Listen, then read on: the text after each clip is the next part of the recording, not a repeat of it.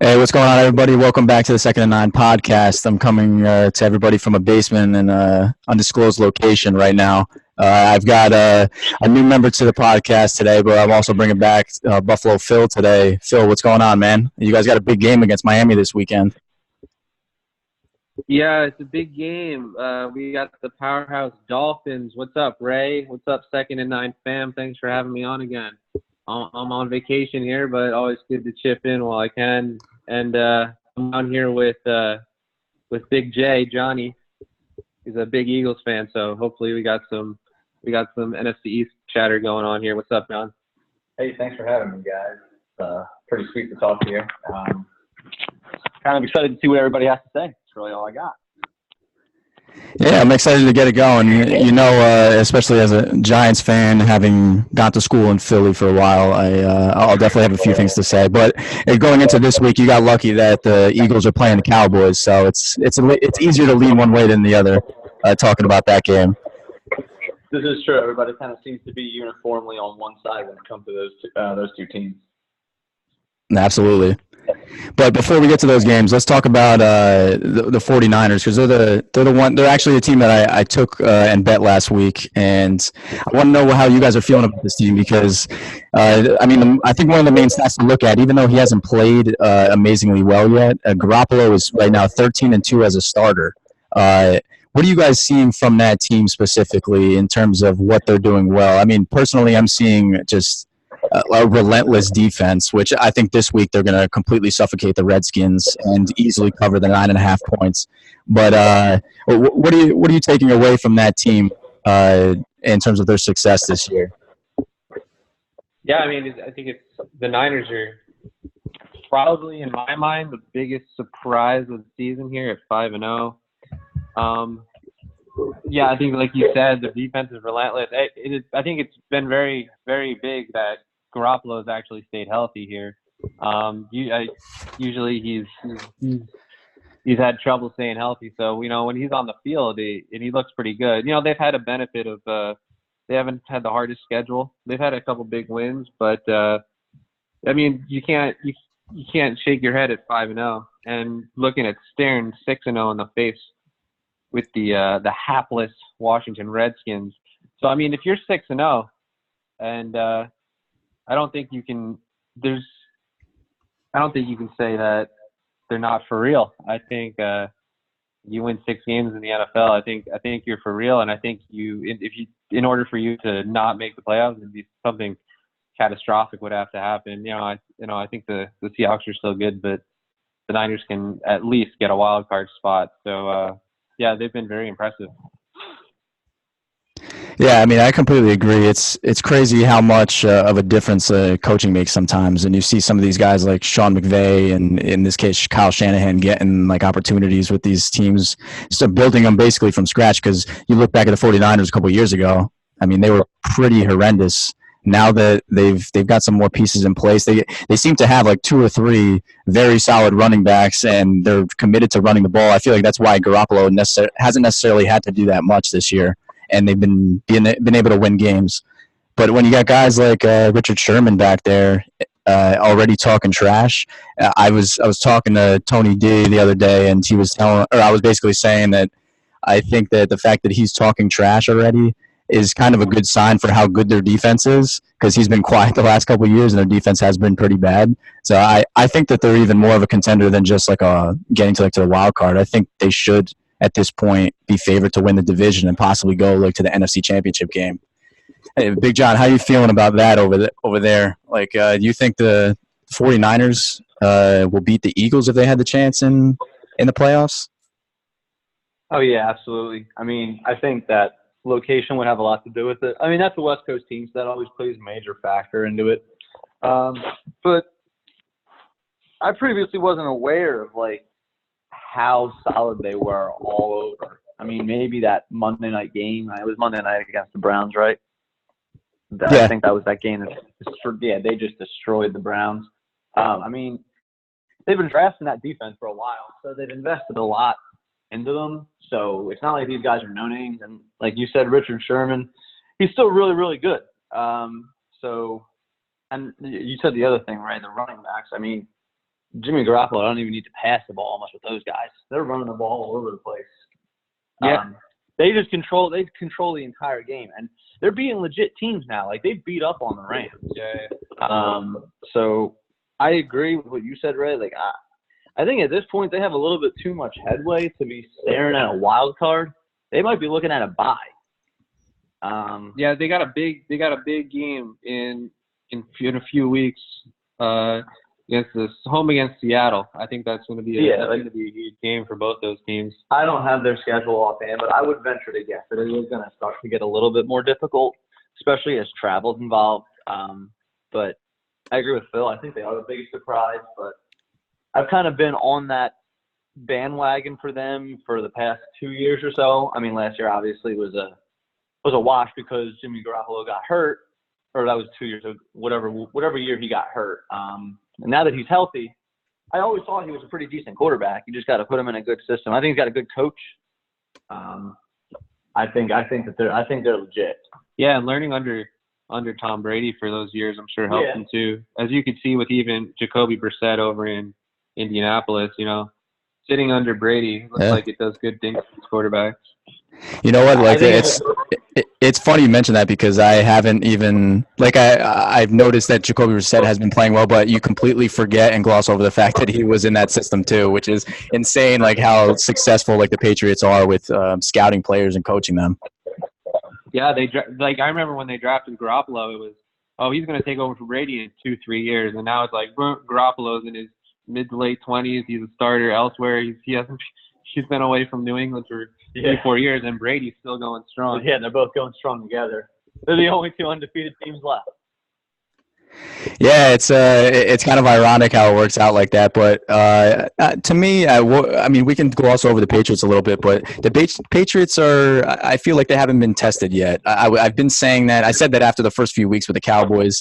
Everyone's crowning the Patriots defense being the number one defense in the NFL, but I want to see them in some bigger games. I obviously think that they can beat anybody in the league. They're good enough to, but there may be a surprise this week with the Jets. I mean, a lot of people are calling for the Jets at least to cover the spread and possibly win this game outright. But we'll get to that game in a second. Let's transition real quick to the Buffalo Bills Miami game. So, Buffalo Phil, this is your story to tell. So, how good are the Bills? They're looking at 5-1 potentially after this week, and I mean they're a game back to Patriots in the division.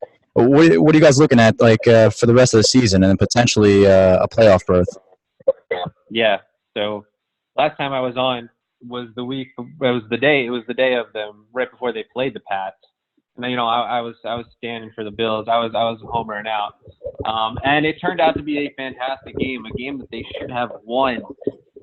Granted, the Pats had a lot of miscues and missed field goals, but the difference in that game was the blocked punt. That's all it came down to. And the Bills defense, we just praised Brady, but yeah, I honestly think Brady has looked like he looks old this year, and he's a great quarterback. But at this point, he's a very good game manager. And the Bills D was great that game. And they could have won the game. They could easily be 5-0. But as it stands, they're 4-1. They're coming off a much-needed bye week 2 weeks ago against Tennessee. It was another good win, but they were getting banged up all over the field. This week, they are very healthy. They are home. They are home for 3 straight weeks. They have 2 home games after this. I think there's no way that they do not steamroll Miami. Devin Singletary's back. Their starting tight end is back, Tyler Croft. That defense, as we just said, has been lights out all year. They even came within a point of beating Patriots. Miami is as bad as the Redskins and the Bengals are, and so how bad some of these teams are in the league. Putrid is a good word. Putrid, yeah. I think I said half was for the Redskins. Putrid. I think the Dolphins are probably the worst team in the league. So if the line is 16.5, I don't know if, like you said before we went live, I don't know if we've ever seen the Bills with a 16.5 point spread. So I'm actually not 100% confident that they cover the 16.5 point spread, but you still win by 2 touchdowns. I still definitely think they can win. by at least a double digits here. I don't see any way that they lose this game. They're coming off a bye, completely healthy. So Dolphins are terrible. You're not buying into any potential Fitz magic this week. Fitz magic. No, I don't know what they're doing with Fitzpatrick. I don't know why they're not sticking with Josh Rosen. That kid has gotten that kid's gotten the shaft for 2 years bouncing around. But I think the Dolphins are a train wreck. That looks like they're just playing for a draft pick at this point. No, Fitzpatrick's a gunslinger. It's not going to work. He's just past his prime. I loved Fitzpatrick when he was with the Bills for a little bit, but no, he's gonna get eaten up alive in Buffalo. That's my feeling on the game. And I am gonna take Devin Singletary. He's back. He's gonna be back this week. I'm gonna take Devin Singletary as a fantasy pick this week because I think he's gonna break off of some long runs. I think he's gonna break off a couple of long runs. I think we're looking at maybe 90 to 100 yards on 10, 12 carries or so and a touchdown. And then I think you're probably going to give him some rest at the end of the game. But I know you had the point. You have Josh Allen, I know. So what are your thoughts on Josh Allen in this game? I mean, Josh Allen, I've been open about talking, like when I talk about Josh Allen, I'm not too confident in his throwing ability necessarily to be, I guess, a quintessential, like, successful quarterback like in NFL, but I think he's one of those guys that can use his legs. Obviously, in fantasy, that's going to play a big factor, but in this game, I think he's going to light it up. For fantasy purposes, Miami defense are giving the most points to opposing quarterbacks this season so far, and I don't think that that's necessarily going to change. I think Josh Allen's probably like a top 5 play potentially. So I'm liking him this week, but I want to actually touch on something really quick because you had mentioned that, and actually I hear a little feedback on your end, just FYI.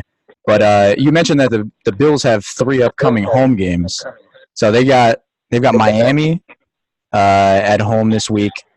And then they're looking ahead a couple weeks from there. They're playing the Redskins at home, but mashed or sandwiched in between is Bills at home to Philly. John, how are you feeling about that game? Let me throw a scenario at you. If the Eagles win on Sunday night against the Cowboys, how are you looking at that Bills game going into Buffalo that week? You guys will be the division leader, 4-3. Should you guys be favored, or how will you be looking at that game? Well, the scenario that you painted is a very, very big condition for that because I feel if the Eagles win tomorrow night, I don't like their chances nearly as much to win the game. I mean, as a homer, I think that there's no reason that they shouldn't win the game regardless. I mean, they're top to bottom, regardless, minus defense, obviously. I think they have more talent. I think they should be able to beat the Bills even on the road. But I don't think they should be favored by any means. Even if they beat the Cowboys, I don't think they should be favored. I mean, the Bills' record is still too good. If the Eagles happen to lose to the Cowboys, I'd be feeling a lot better about that. I mean, going into a bye, I really don't see how the Eagles could be going off in 2 straight losses, and that would be 3 straight losses on this three-game road trip. They really can't afford to do that. I think they're too good of a team to do that. And if they do that, then they're not that good of a team. So it really is going to depend a lot on the Cowboys game. If the Eagles happen to beat the Cowboys and then go into Buffalo, my whole belief on the remainder of the season changes because then I think that they might really be able to, other than those couple of very difficult games that they have right after the bye, just get into December and beat up on the division and the Dolphins. But that Bills game is probably, I'm not going to say it's going to be the toughest one out of the road trip because we already got waxed by the Vikings. But I'm not looking forward to it. That defense can destroy the Eagles. Yeah, as a little side note here, the last time the Bills and Eagles played in Buffalo, was 8 years ago. And John and I were actually at that game. We went. We took a road trip. We had a road trip. I had my Nnamdi Asomugha jersey on, and it went as well as that. Jersey went. Yeah, I think that was. It went like 3-0 or 4. I think we were 4-1, and yeah. That was Fitzmagic and Stevie Johnson and Freddie Jackson. Andy Reid, one of Andy Reid's last years. You guys beat us that game. We did. It was a back and forth game. I mean, it It was close. It wasn't a blowout, but you guys beat us. Fred Jackson screwed me on fantasy one year. I'm still like sour about it. He got injured way too much. Fred Jackson, yeah, Jackson. He was injury prone. I will not sit here and listen to a disparaging of Fred Jackson. Well, there's going to be two people disparaging. I have very few positive things to say about Fred Jackson as an objective fan. We're getting sidetracked. We are getting Freddie, I apologize for you. They know not what they do. They know not what they do. Yeah, I trust me. We know all about that, unfortunately. But yeah, I mean, I guess the last point that I would make, I would just kind of pile on to the fact that I think the Bills' defense is legitimate, and if the Eagles don't show something this week and lose to the Cowboys and do it in a fashion where they're only scoring 8, 17, 20 points, I think they'll be in big trouble next week, because the one thing that the Eagles have not addressed is the fact that like their secondary is banged up. They're giving up a lot of yards in the air. And there was a guy like Jalen Ramsey who was like pleading for other teams to reach out to the Jaguars and make a trade for him. And not surprisingly, the Rams make a trade for him. But I thought the Eagles were like such a good landing spot for Jalen Ramsey to potentially go in there and lock down one side of the field. So I think that's the one. I think that they're in a position this week though that they're facing a reeling Dak Prescott who just can't find his confidence anywhere. But I think potentially in that game against Buffalo, they could be exposed a little bit in that raucous atmosphere that you guys have experienced before. Yeah, for sure. Yeah, and they'll have to address the secondary regardless. And I mean, they didn't with Ramsey, but I'm still holding out hope for like Chris Harris or someone like that. They're not going to get nobody because, quite honestly, you can't field the team that you have there and expect to compete. Like they're really, really bad players. Yeah, because I mean, when you talk about when you bring up I was just going to touch on like the fact that you brought up the Vikings game and how they got waxed. I mean, that's a perfect example. Kirk Cousins, I mean, he can't throw. He hasn't been able to throw a football into the ocean from the beach this year, and like Thielen and Diggs were running wide open like the whole game. So not necessarily a good time. The Eagles did catch a break though that Amari Cooper is going to be out on Sunday night. He's not. He's playing. Unless you heard something updated today. I have not heard something updated. As of yesterday afternoon, him, along with both tackles, had been updated to playing, which is very surprising because all three were out. Yeah, Amari Cooper, Terrence Smith expected to play Sunday. Now, how effective they'll be, because that sounds more like desperation as opposed to being able to play. Yeah, and you don't really know where they're at right now in terms of desperation mode because I think they're pretty close. You could see the look on Jason Garrett's face every time they cue to him in like one of the timeouts like on TV, or even when they go up to a picture of Jerry Jones and how frustrated he is. That we know that he's on the hot seat, and I think that's a good spot to transition here, where we could talk about this Cowboy Conundrum. We could revive it a little bit and just touch on what do you guys think about the Cowboys situation with the situation where Dak wants $35-40 million a year. He's not playing well. The coach is now on the hot seat. I personally don't think Jason Garrett's going to make it to the end of the season if they don't make the playoffs, and it may turn out where they might have to win a division to make the playoffs. So, I mean, let's hear a lot of trash talk on the Cowboys now, but let's be unbiased about this. Yeah. I think honestly, I think last week was a terrible loss. I don't think the Jets are very good, and I think that was a very bad loss. And like you said, that's a loss that the coach deserves to be put on the hot seat for. At 3-3, I don't think you should fire anybody right now. But I think like you said, at the end of the season, if they don't make the playoffs, or if they're sitting 5-9, 5-10, 6-8 toward the end of the season, with no playoff shot in sight, I don't think it's far fetched to get rid of Jason Garrett. I think that would be a completely underachieving year, especially after they started 3-0. I think things can go south very quickly. I think there's a huge game against the Eagles, and I think it's going to be a close game tomorrow night. But yeah, the Cowboys have been up and down. As far as Dak Prescott deserving $35 million a year, I think that's a little ridiculous. He's not a bad quarterback, but Yeah, they got some turmoil over there. And like Jerry Jones said, I do not think they are elite either. I think Jerry Jones is accurate. Now whether that's right of him to say that, that's a different debate. You always, as a player or a coach, you don't want your owner to throw your team under the bus like that. But I don't think what he said was inaccurate.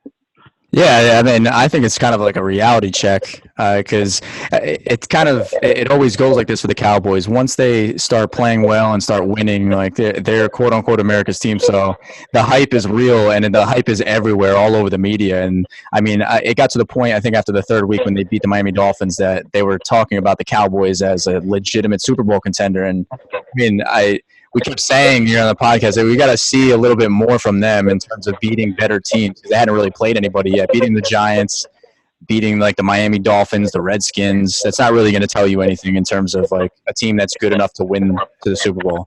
But let's pick this game right now. So the Eagles are a 2.5-point dog on the road in Arlington, Texas. I'm leaning towards the Philadelphia Eagles in this game, taking the points. I think that they're a really like close matchup in terms of like the two teams. The way that they're playing right now, I think the Cowboys may have like a better roster potentially, but the Eagles are, I think, probably a little bit more dangerous offensively, and the Cowboys defense has been Swiss cheese kind of, I guess you could say, this year, or at least the last like few weeks. But how are you guys feeling about this? Big John, you take it first since you're the big Eagles fan and the representative of Philadelphia.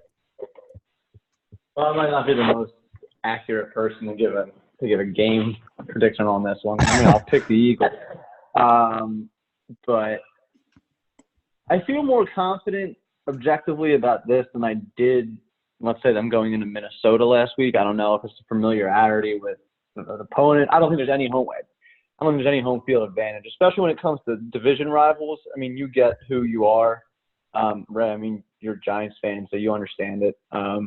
And particularly, I don't think you really get scared when the Giants go play down there either, regardless of how good your team is year after year. It's not a particularly scary place to play. The fan base isn't really that intimidating, especially you get in front of them a little bit. I don't think there's any issue. I agree. I think the most intimidating thing about their stadium is the screen hanging above the field. That's about it. Yeah, that or the bill you get after you leave, one or the other. That's fair.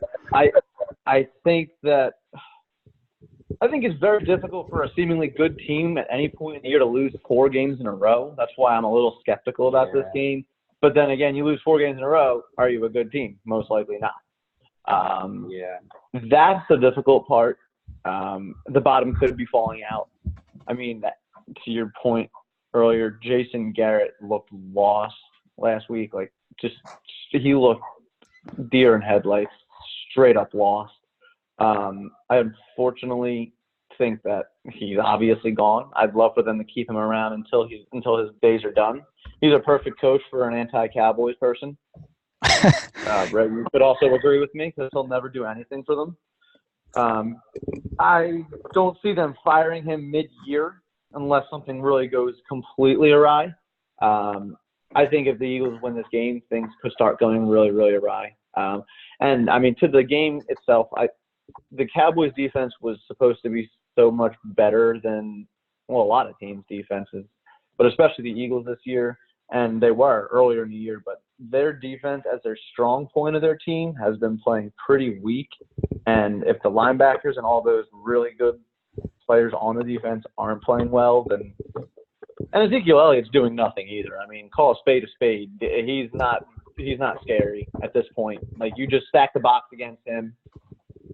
A running back shows his age very, very quickly in this league, and especially when you spend a lot of time not doing football-related things, it tends to rear its ugly head, and that's been doing it for them. So I think the Eagles might be able to get a little bit of pass rush, enough to show Dak Prescott being a 4th-round draft pick. I don't think they look overly impressive doing it, kind of like they have all year. But I think that the Eagles, just as a biased point of view, I think they win. Okay. So, yeah, I don't disagree with a lot of what you guys are saying. Under pretty normal circumstances, I would I'd probably take the Eagles and the 2.5 points here, but yeah, in my opinion, this is a sort of a make or break game for the Cowboys. This could be a do or die game. Like it's tough to lose 4 in a row. I think if you're a decent team, like John was saying too. I think if the Cowboys don't come to play this week, if the Cowboys just get run over by the Eagles, then I think you'll start to point some fingers at Jason Garrett a little more than you're doing. I think the Cowboys come to play. I think it's a big game for them. It's almost a make or break, do or die for their season. You could even say that, even though we're only in October. I'm going to take Dallas and minus 2.5. Okay. Yeah, I mean, I can see it easily being like a 3-point game, but John, like the only thing that I would maybe have a little bit caution to like what you said, I liked pretty much everything except the one thing that I'm kind of like pumping the brakes on a little bit is that Zeke is dead or Zeke maybe isn't the same. I think this is a perfect opportunity for the Cowboys, as with their backs against the wall, being desperate, to just feed him 25 carries. And I mean, personally, I think that he's looked pretty good so far. I mean, they haven't given him crazy big workloads, but I mean, we're into the season now. This is what, week 7 this week, I think. So I think he should be rounding into like full game shape, like midseason game shape at this point. So, I mean, I think if the Cowboys have a good game plan, they would feed him, because obviously at this point Dak isn't getting it done, and the offensive line isn't like pass protecting him that much. So you'll notice like what I guess the news about Tyron Smith is pretty big if he's healthy. But if you've noticed the last few games versus the first few games, I mean, the first few games Dak was standing there and he had all day in the pocket to throw, and I mean, he's had a little bit more pressure the past few weeks, and that's where he's been making mistakes and holding on to the ball too long. So, yeah, I think the key for I'm taking the Eagles plus 2.5 because I think it's going to be a very close game, and I think the Eagles can win it outright. But I think the key to the game in general is the offensive game plan for the Cowboys. Can they like stick to the run even if they fall behind earlier in the game? If Wentz throws a couple early touchdown passes, are they going to abandon the run and put the game in Dak's hands, or are they going to stick to the plan and give Zeke the ball? To date, even the last like year or two, I've always had a criticism of the Cowboys not running the ball enough, because they do have like a really good top of the line workhorse running back. So we'll see. I think that's like my biggest factor for the game. But all the other points I'm pretty much in agreement with about the game. Yeah, absolutely. All right, let's before we make the final game picks, let's touch on the Giants-Cardinals game. So Giants are at home this week. Danny Dimes against Kyler Murray, an exciting young QB matchup at the Meadowlands. I think it's going to be a high-scoring game. The Giants are getting back Evan Engram. They're getting back Saquon Barkley. Shepard's still going to be out, but I'm liking this kid, Darius Slayton, on the outside. I know I'm obviously the biased fan in this matchup, so I'll let you guys take it away for this and give I guess you could give me either like the game pick, who you think's going to win, player that you're going to watch out for to have a big game, like for fantasy, and anything else that you think is noteworthy in this game. Yeah, I agree with you. I think this is going to be a high scoring. This could be a fun game with Kyler Murray versus Danny Dimes. Yeah. Yeah. I'm struggling with a pick here. The Giants giving 4 points. I know the Cardinals are coming across the country. I know the Giants are getting some players back. I'm going to take the Cardinals plus 4. I'm not too confident in that, but I think Danny Dimes might struggle. I think the Cardinals have a solid defense. I think the Giants' defense is suspect. Is a little porous. Yeah. So yeah. I'm gonna take the Cardinals. I'm gonna take the Cardinals here. How about you, John? Very intriguing, but it's honestly it's a tough one, because I'll admit, like, I bet the Giants this week, but I got them at -3. That extra point kind of gives me a little bit of hesitancy. Yeah. And you never know from one game to another how these young kids are gonna look. So I think all bets are off in this game. You could be looking at a shootout. You could be looking at 4 fumbles. You could be looking at some turnovers. Yeah. Both are teams, I think, going into the year that a lot of people thought were one of the most incompetent teams coming into the season, but have done a lot better than anticipated. Kyler Murray, both quarterbacks have really impressed me. I wasn't a fan of either one going into the year. I'm still not a fan of Kyler Murray. I don't think that he's going to really amount to much. I just don't think his height really allows for him to have a whole lot of success. But he's been proving me wrong so far. So, hey, I'm eating crow until otherwise stated. As a huge baseball fan, I am peeved off that Kyler Murray chose football. That is also over baseball. Kind of why I don't like Kyler Murray. It's just kind of like. So the biases are coming out now. The bias. Don't play baseball. First of all, like, you're not going to get CTE, and you'd be playing probably 8 more years in your entire career. I think you would have been. You would have been much better suited. He could have been a top 3 shortstop. I don't know. That's a tangent. Just look at Jeff Samardzija. Look at Tim Tebow. Look at Tebow. Tebow's going to be batting right behind Pete Alonso one day. You know. Yeah. Freaking celebrity game 10 years from now. Yeah, celebrity softball game. I believe the Giants are going to cover those 4 points. I'm not a fan of their defense. Kind of like Phil said, they're we all said it. They're pretty porous, very suspect. They've been their major issue so far, but I mean they have players on their offense. Obviously, like Saquon Barkley is unreal to be playing already. Is pretty absurd. Isn't the first game with Barkley and Jones? Yeah, it's going to, I believe so. Like the first full game that they're going to play together. Yeah. And I think that's a great point. Cause that's the reason why I'm still going to lean the Giants -4. I think the fact that not even just that they're going to get Saquon back for this game, and he's obviously a huge difference maker, but I think the vibe around like the team now, like they're getting everybody back. Evan Engram's going to be back this week. And I'll also note, like, I've got him in fantasy too, and he's facing this week the Arizona Cardinals defense, who is last in the league to giving up like fantasy points to tight ends. So I'm looking at him to have a big game. I think Barkley won't get a huge workload, but I think he'll make enough of an impact on the game.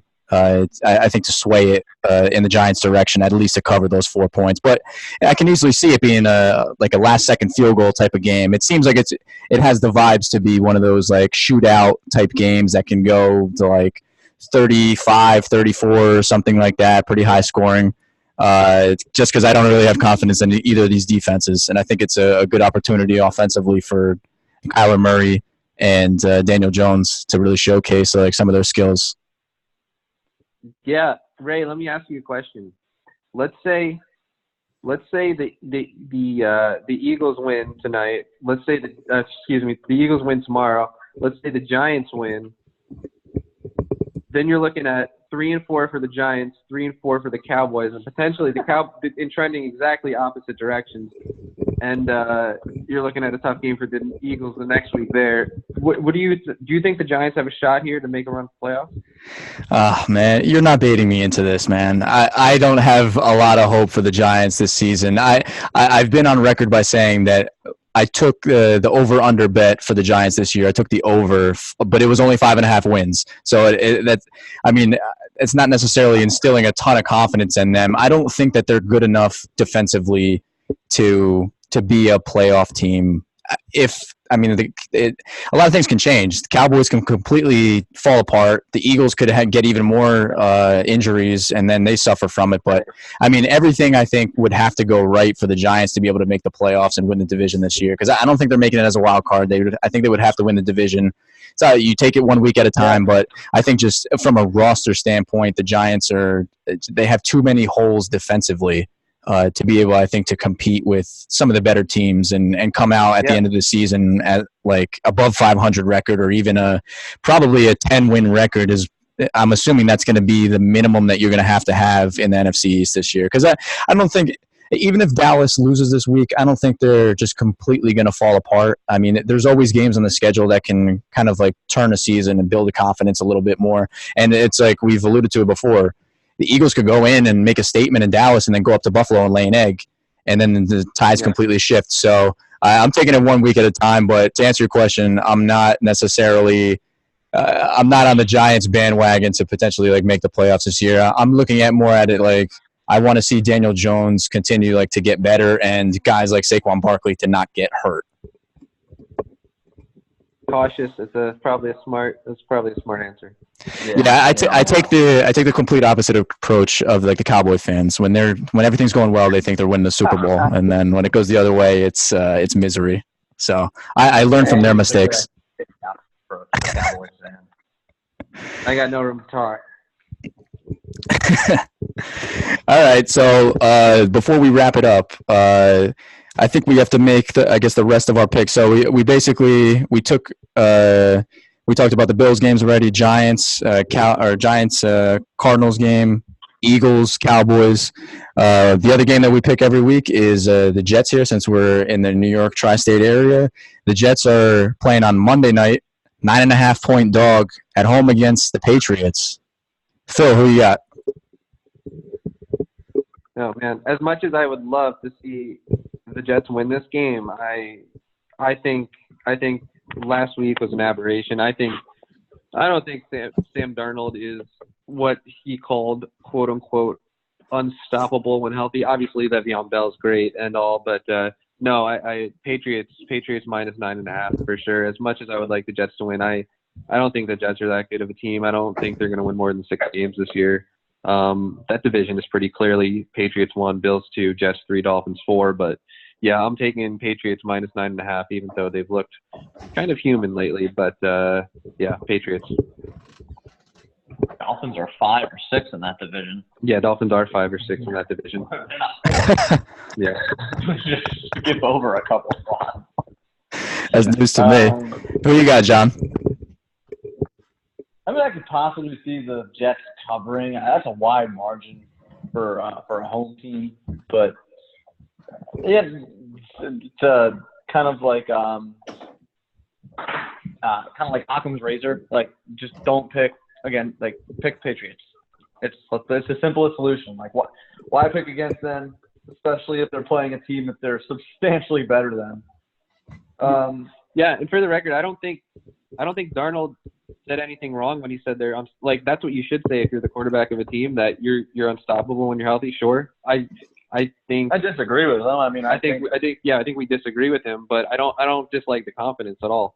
We'll put it this way. I think you put 2 wide receivers around them, they could have a top 5 offense. I think that him with that running back, I think he's a pretty legitimate quarterback. If you give him, if he is put in the right circumstances, I think he's a hell of a quarterback. That's where I disagree. Well, yeah, I'm on your side here. I'm on your side here, Phil. I mean, I've been on the record. I think I've described Darnold as I think he's a poor man's Brett Favre, where he shows some flashes, but he's a little reckless, like with his passing. Sometimes he takes too many chances, and that's why when he was playing in college at USC, he threw too many interceptions. For me, at least, and obviously, game speed and windows gets faster in the NFL. Windows get smaller. But I think for this game, though, I think coming off of that win, getting the Patriots at home in this game with a little bit of momentum, I'm going to take the Jets 9.5 with the 9.5 points. I think it's a lot. I think the Jets will actually keep it close. I don't think that they'll win the game, but it's one of those that it could be one or two plays that completely change the game. And I mean, I believe C.J. Mosley is going to be back this week, which is going to be a huge benefit for the Jets defense. Yeah.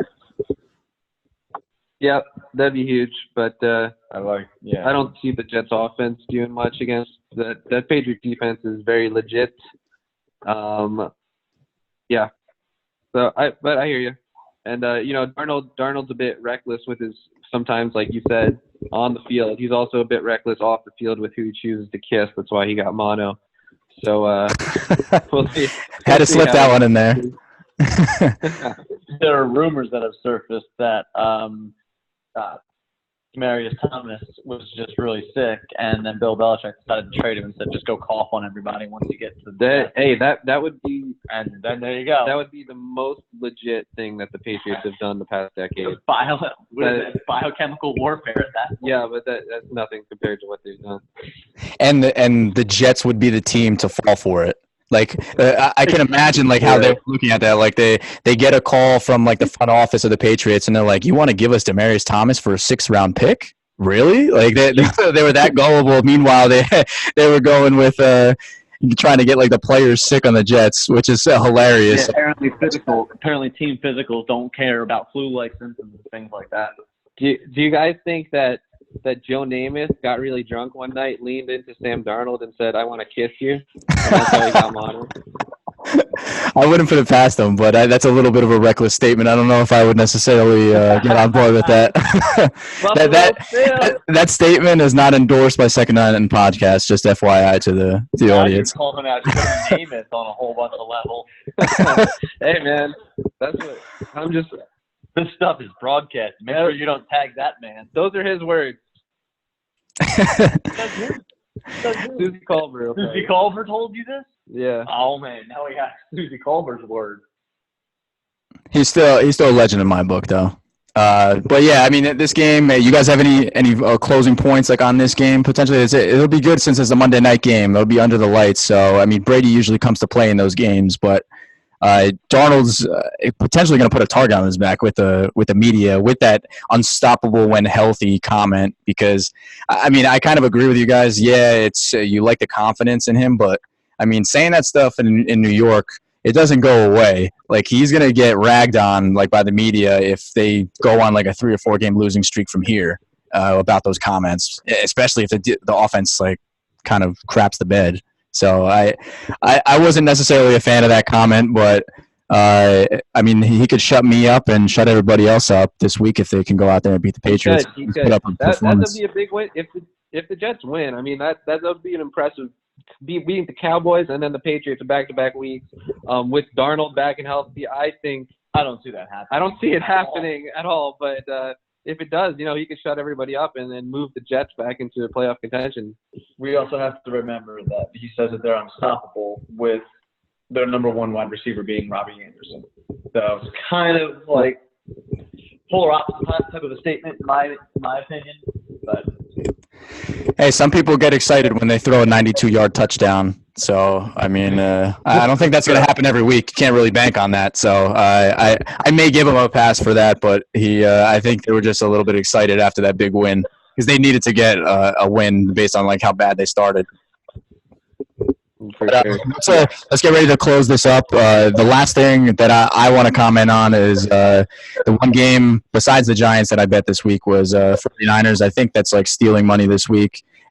I actually took the 49ers at negative 9.5. I'm seeing on the DraftKings Sportsbook 49ers are at minus 11.5 right now. So I think that's a great sign for that bet potentially with the line moving that much. I mean, it's a lot of money's going on the 49ers, and I think they're going to wipe the floor with the Redskins, personally speaking. I don't think the Redskins can really shine their shoes or probably not going to be able to put up many points. I can see the Redskins putting up maybe a maximum of like 10 points, maybe 13 points in this game. 49ers should blow them out. I would say maybe I give it like 30-13 or something like that. Now I actually just saw the spread just changed now to negative 10. So I guess there's a lot of money swinging around on this game. But you guys have any other games? Either any other games or guys in fantasy that you're looking at this week that are kind of appealing? Yeah, I was gonna say a couple things. One, I'm very intrigued at this Ravens Seahawks matchup. I don't want to pick it because I think it's going to be a very close game in Seattle. I think it's going to be a great game to watch. That's a 4:00 game Sunday afternoon in Seattle. The Ravens. I think that's just going to be a hard-fought game. I think that's going to be a game that comes down to the wire. Very interested in that game. I'll give you a player here from the Rams Falcons. Todd Gurley's coming back off an injury. I think the Rams should take care of business here in Atlanta. I look for Todd Gurley to have a couple touchdowns and a big day with the Rams there. And one more thing. I never answered your original question about the Bills and their future outlook. I think that the Bills have a weak schedule. I think we still play the Redskins, the Dolphins one more time after tomorrow. We also play the Jets again, play the Broncos. I think the Bills are, if Josh Allen's healthy, I think the Bills are a lock for 10 wins and a playoff spot. And that's it for me. John, what about you? I'm gonna just FYI, but before you make your comment, John, Phil, I'm gonna be honest with you. I'm gonna timestamp this. I'm gonna clip that little audio bite. Book it, guarantee. The Bills are 10-6. We'll revisit this at the end of the season. I'm good. I'm good with that. Let's go. I honestly, I'm kind of leaning with you there. I mean, I don't think they have a cupcake schedule, but they have a bunch more winnable games. They got the Redskins, the Browns on their schedule, Dolphins again, like you said, Steelers. Yep. They've got the Ravens, Patriots again. They got the Jets at the end of the season. It'll be and the Cowboys too. So it'll be interesting. But John, go ahead. No games that I've picked or anything, but one that looks interesting, the Saints and the Bears. I just think, I mean, it's a 4-point game for the Saints. I'm sorry, for the Bears. Kind of a high spread, I think, for what I would assume Mitchell Trubisky is still not playing. I haven't got any update on that. I don't know, but not that he really makes a huge difference, but 4 points, I think, is a little wide of a margin. Trubisky is questionable. Okay, I mean, Trubisky, Chase Daniel, what's really the difference? I mean, that defense is really good. I think the Saints might keep it close still. I think the Saints are really good. Saints are angry. I'm pulling for that. As an NFC guy, I'm pulling for the Saints to start losing some games because God only knows no one wants to go play a playoff game in New Orleans. I just tried that last year. It did not work out. So I think the Saints keep that close, but I think that it's a really low-scoring game, especially if there's any sort of odd weather going on there in Chicago. I don't really think it's a favorable spot for the Saints. So I think the Saints finally lose the game again. Yeah, I'm kind of leaning with you there. I don't necessarily like that spread either, but I'm also noticing now is a good point about like probably being a low-scoring game because I think Vegas is all over that. They have the over/under right now at 37.5. So I mean that's a really low-scoring game that you're projecting, and I can see that. Especially, I mean I've got him on my fantasy team, so I already knew this ahead of time. Alvin Kamara is going to be out for the Saints too, so they're down Drew Brees and Kamara. I mean. It's going to be an uphill battle, I think, against the defense in Chicago. I can see Chicago potentially covering the spread, but 4 points in a low-scoring game is kind of a lot. I'm not going to go out there and make a pick on this, but, yeah, I'm kind of like in line with what you said, John. Yeah, so that's one of the ones I saw. All right, yeah, the 49ers, like I said, were my pick. I think we're going to close up shop, guys. Thanks for joining me. John, it's been a while. You have any parting words for the 15 people that listen to this podcast? No, thanks for having me. I'll definitely look into it, Ray. Now that I'm aware of it, it sounds really cool, and best of luck for this and everything else going on the way. It was great to talk to you again. And, hey, I'd be more than happy to come back anytime. Yeah, likewise. Yeah, again, Ray, thanks for reaching out and having me on again. It's always a pleasure. Second time is a charm, as well as the third time. And you go ahead and cut my words and you play them back to me at the end of the season.